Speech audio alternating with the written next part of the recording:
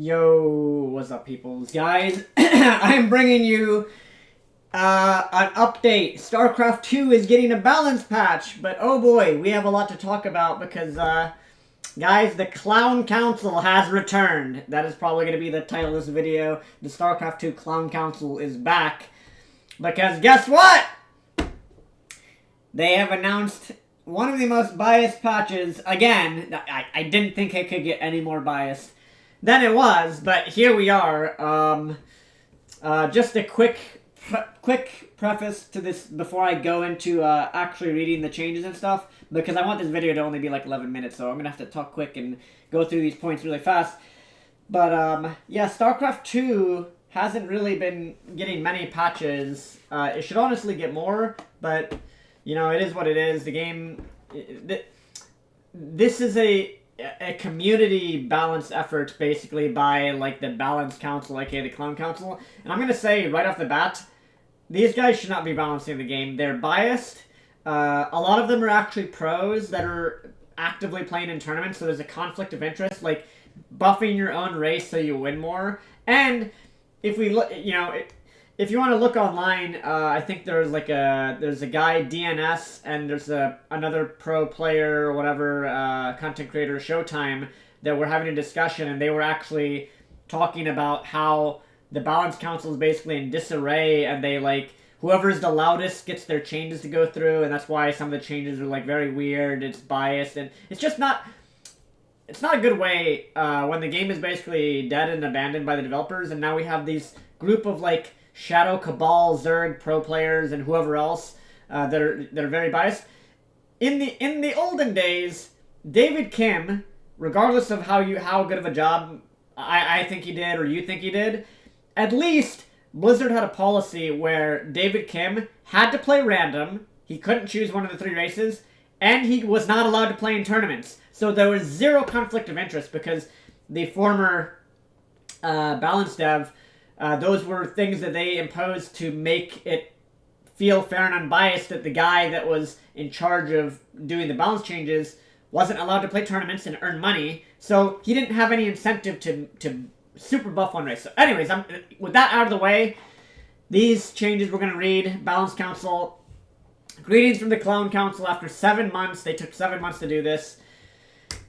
They're happy to show this. Feature changes, 14 units, 10 abilities, 2 new abilities. They feel like the last patch achieved its goals. Absolutely not. They just nerfed Terran, Widow Mines, and Cyclones. Helped Protoss. No, it didn't. Not really.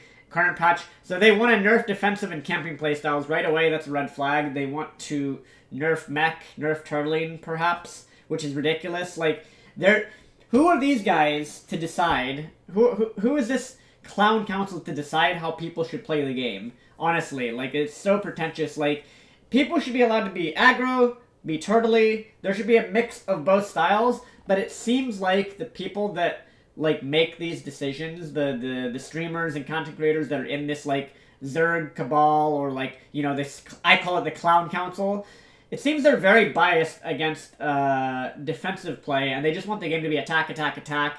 And, yeah, it's... Which, of course, hurts Protoss, by the way, for you Protoss players out there. When the game is... Protoss has trouble against... You know, if Protoss can turtle to late game, Protoss would be the most OP race in the game. Like, even at pro level, which at pro level, they're struggling. But, like, Protoss is supposed to be the turtly race, Terran the aggro race, and then Zerg is maybe, like, a mixture. But it doesn't play out like that always. Anyways, so Protoss tools, third goal, provide strong playstyle alternatives. Wouldn't that be mech? So how come they want to nerf defensive camping playstyles, but then they say they want alternate playstyles? Those are two contradictory things. Right away, these are already, like, crazy. Nexus shield battery overcharge. So they're removing overcharge, adding energy. You can overcharge a High Templar now. Like, that's actually pretty strong. And you can overcharge a Sentry. But it's like, this is a little bit, it's not really that much of a change. Shield battery this doesn't do too much, I feel like. Makes all-ins probably stronger, or late game shield battery stronger. Colossus, they're shifting some of the shields to HP to make EMP do less damage to Colossus. A Terran nerf, basically. Although a buff to Colossus, as they write here, because then you can research armor and it affects the Colossus more. Now this, Tempest, supply cost decrease from fight to fort, ridiculous. How come they say they want to stop turtling, but then they buff the units that literally, like, are late game turtle units? Like, you sit behind 50 cannons and, like, 20 Tempest. Now you can get, like, probably 3 or 4 extra Tempest in your late game army, and this makes no sense. Like, just makes camping and turtling even worse. Immortal, mineral cost decreased, but they make it do less rate of fire. Damage output from Immortals seemed too high in PvZ. So this is a Zerg change. Zerg players want Immortals to be weaker so they can win more. Again, Disruptor is nerfed, but buffed in the mirror matchup. Doesn't make any sense. We're already at 6 minutes into this video, guys. So I gotta talk fast and go over these fast. No one likes Disruptors. They're too much of a coin flippy unit. You, like, hit your money shot or you hit nothing. It's really not a good unit, I feel like. So they're increasing the radius but decreasing the damage. I mean, I think that's really bad because increasing the radius actually increases the damage as well. It's just that it doesn't do as much burst damage to one unit, but it'll do more actual DPS because of the surface area is more, meaning that if a shot hits, you're going to hit more units and do more damage over time. Or you hit units that you wouldn't previously hit with a Disruptor shot. So this is, I mean, I don't like Disruptors as a unit, to be honest. And then the Mothership, they're buffing to hit 4 units at the same time. It can target 4 units. So it'll be a little bit more of a threat. It's going back to 400, 400, and then 8 supply. And then it gets a price increase along with that. Meh. Now these changes, Terran changes, you can now salvage missile turrets and sensor towers, which allow Terrans to be more efficient. They're basically copying Stormgate salvage, because Vanguard can, like, salvage all their buildings. So this is like a command and conquer change that they're trying to bring to Starcraft. I mean, that's nice, but the thing is, as we go down and read, this change does not justify all the other nerfs. Like, planetary fortress armor decreased, so Zerg can win more. So Protoss can win more against Terran. It's a, why are you nerfing planetaries?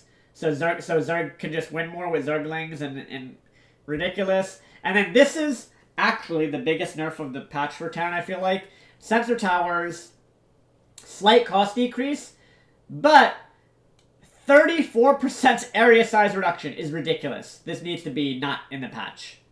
This is actually, like, so they're okay to nerf Terran's version of creep spread, but they won't nerf creep spread ever. Like, because the players that balance this game are basically all Zerg players. All this Clown Council is just Zerg players. So they're slowly but surely, patch after patch, they're whittling down the ways that Terran can win.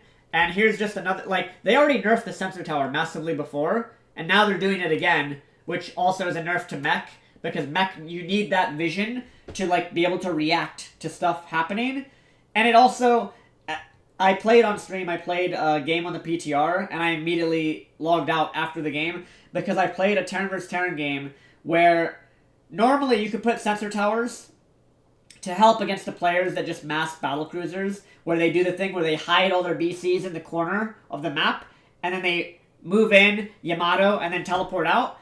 Now it's insanely annoying, because the sensor tower before would give you that extra distance of vision coverage to be able to actually, like, stop that from doing any damage. And now, like, sensor towers are just actually, like, worthless almost. So this is ridiculous, like, that they're trying to do this. And saying that sensor towers might be useful in earlier stages of the game is absolute nonsense. These players that balance the game are grandmasters and pros. They know this is nonsense. They're just nerfing sensor towers, but they don't do the same thing to Zerg. How come that, like, the people, this is so biased that they'll nerf Terran's thing, but Zerg gets to infinitely spread creep tumors on the map with map hack, that gives them map hack, basically. So, like, Terran's version of, like, map hack late game is sensor towers. Zerg's version of map pack is spreading creep in a huge angle across the map, but they only nerf Terran, and they won't nerf creep ever. Ridiculously biased changes. This should not go through. It is a massively biased change. Also, I don't like the fact that the people that are like having their machinations on the game are all anti-mech players. They don't, because they hate playing against turtle styles. They want to just remove the styles that they don't like from the game, which is absolutely insane. It's like saying, like, I want to remove Baneling Bust from the game, or like, let's remove all the aggressive options so it's only turtling. That would be bad, equally bad. There has to be variance. There has to be like variant. Like, if somebody plays against me on the ladder, they're like, oh yeah, damn, Avilo is such a good, like, he has such a good defense. Like, he's really, like, that's his style of play. Or like, oh, this guy is so aggressive, like with Zerg. Like, you have to leave those things open for the player base to like have. You can't just nerf one style of play because you're the guys that are like that unrightfully are balancing the game, so it's ridiculous. And then you get a placebo buff on your supply cooldown. It's just a placebo. They nerf like insane stuff like planetary sensor towers, but then they give you a placebo change here. This doesn't matter. Okay, orbital supply increases supply of the depot and repairs it. Like okay, like it doesn't really matter. Now this one actually. Blue Flame is back to two-shotting workers. Now, the thing is, I'm just going to be unbiased. This is actually overpowered, probably. It should have been like this the whole time, but as we know, Terran doesn't get nice things, guys. As we all know. I do like the change as a Terran player, because finally, like, you can Hellion harass again. The other change, like, I don't know if I would trade Terran being completely gutted in like this, in vision. Having that vision is actually more important than Hellions. Although this change, I mean, it's really strong. Obviously there were previous MLG tournaments where the Slayers team and myself and Pain User and a bunch of other players were Blue Flame dropping in the past, and then they nerfed it after one tournament because, you know, the Slayers Korean team, Slayers Boxer and Ryung and whoever else showed how strong Blue Flame and Hellion Harass was. Honestly, with stuff like Oracles in the game, Disruptors, like, Terran should get something like this because it's equally broken. The other races have their own, like, insane, you know, broken stuff. But the problem is, again, they nerf so many things, and then they just give you one broken thing and say, here, use this because we nerfed your entire race. Like, which is kind of unjustified. Whew! Kind of unjustified there. Alright, and then finally, Liberators. They're nerfing it, but buffing it. Smart Servos affects it, which honestly, I don't think that they should, they're messing around with too many things. But at least they can siege and unsiege faster with Smart Servos. I think that's the only good thing here. Making Smart Servos affect Liberators helps out Terran late game. But the problem is, none of the other changes need to actually happen. Liberators should be kept as is. Because the other races have strong stuff. Terran deserves their own strong stuff. You can't just nerf Terran 50 times. And then this, down here, another huge nerf to mech. I know it doesn't look like it, but again, I played a game on the PTR, and it felt horrible. This, like, they nerfed the range from 10 to 7. So, like, Thors just can't hit units that they would normally hit before with the like the splash damage mode. So like they can't catch mutas anymore. They're worse at like protecting you. And also in TVT, the Vikings now Thors can't get in range to hit the Vikings anymore, which means that air is just massively dominant. Because late game you would normally put a couple Thors in your army and you would target the Vikings to do splash damage. Now the game is just gonna be tank Viking. Whoever has more Vikings is usually gonna win every game. So like Thors were the X factor. You could put them underneath your army, and yeah, now that's just not the case. I don't like this change. I think that this is the council, the clown council. This is above their pay grade. And guys, already this video is 14 minutes long, so I'm just gonna breeze through these changes again. Zerg changes, hatchery cost decreased. I've already tested this on stream. Zerg gets approximately an extra 30 or so minerals from this change, because you get an extra drone out mining, and the drone or 2 drones mine an extra trip.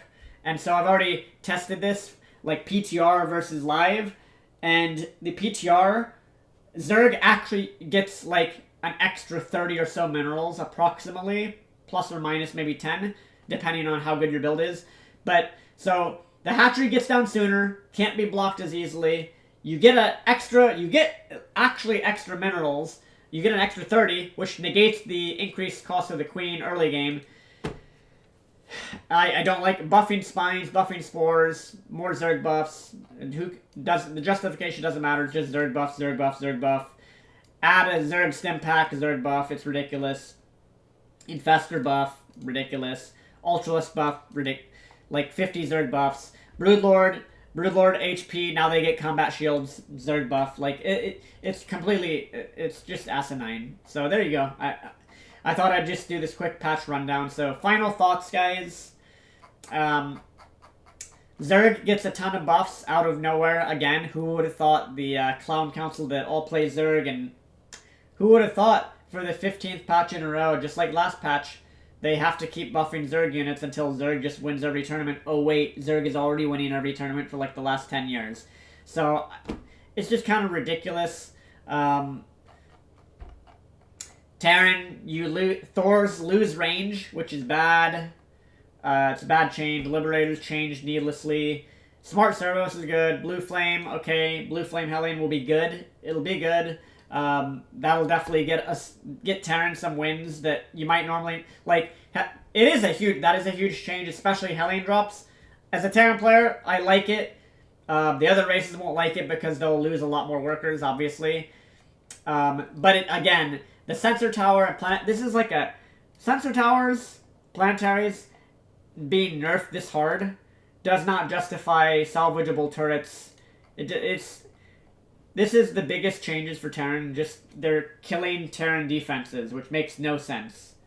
And then overall, the Protoss changes are very underwhelming, and Tempest are going to be broken again. Tempest Colossus will be broken pretty much, you know. And in general, yeah, it's just, yeah, not the best set of changes again. I think final thoughts, patch doesn't look that great. I think that, again, from all the whisperings and people talking, like again, there's a video of DNS, I think, in Showtime discussing like internal fights among the people, the Clown Council, talking about how they go about that. It's like it's basically a clown show. You guys check that out or whatever on YouTube. It's up there somewhere, I'm sure. But it seems like this is just the Clown Council at its peak. Just massive, just you know, more Zerg buffs here and there, pretending like it's not a big deal. They don't nerf creep. How come they don't nerf creep tumors, but they'll nerf the Terran equivalent? And Protoss changes are kind of like not too relevant. Although to be fair, I don't think Protoss needs buffs. I know Protoss players and people are gonna hate the people that think that Protoss is bad at pro level. I don't think Protoss needs buffs. I think that Protoss as a race, I think people play the race wrong in general and they don't turtle hard enough. The race is meant to be a late game turtle race. And most Protosses don't want to play the game like that. And they try and play the game like Terran players. Because Protoss really shines when you have Storm and Colossus and Tempest in the late game and a defensive setup. But a lot of players don't even use Storm. Like, there's barely any Protosses that like will put Templar in a Warp Prism. So it's tough to, like, carriers also, I think, by the way, I find it, like, carriers are absurd. Still. So, yeah. Anyways, let me know what you think in the comments, guys. I think this is it's an absolute clown show. From the stuff people are saying, it's a clown show, even behind the scenes. I think we need an unbiased party to step in and do the changes that... And here's one better. I think that here's what I think. Anybody that is involved with these changes, I think anyone involved should not be allowed to play in professional Starcraft tournaments. This should be like... it's like, you know, insider trading and all this, like, or like, you know, people that are embezzling money. It's like, and they're doing it to them. They like are getting money for themselves. Like, if you're on this like balance team council thing, and you're like, you shouldn't be able to propose changes that are going to like potentially let you earn more money from playing in the tournaments and then benefit from the changes that you made to the game. It seems like that's very much not fair and a rigging, almost like rig. It's almost like you're rigging the game in like the favor of yourself or people that, you know, play like yourself. I think they should get rid of this, and people that are in any way involved with this should not be allowed to play in tournaments. Just like in the past, the Blizzard balance devs were not allowed to. They had to play random, and they were not allowed to play in tournaments. I think that has to be a discussion in the Starcraft 2 community to stop this from happening. To stop, because it's just clown. It's just a clown show. It's a clown council. You can't buff things that then allow you to win tournaments. It's just ridiculous. Anyways, that's my thought. Let me know what you think about that too, guys. I think that would be a very good thing for StarCraft 2 for these patches. I think. Let me know in particular in the comments, guys. Do you think that perhaps the people that in any way get involved with balancing the game should not be allowed to play in tournaments? I think that would be a reasonable thing and a very fair thing. Anyways, thanks for watching the video. I will see you guys later. See you on stream. Peace out, dudes.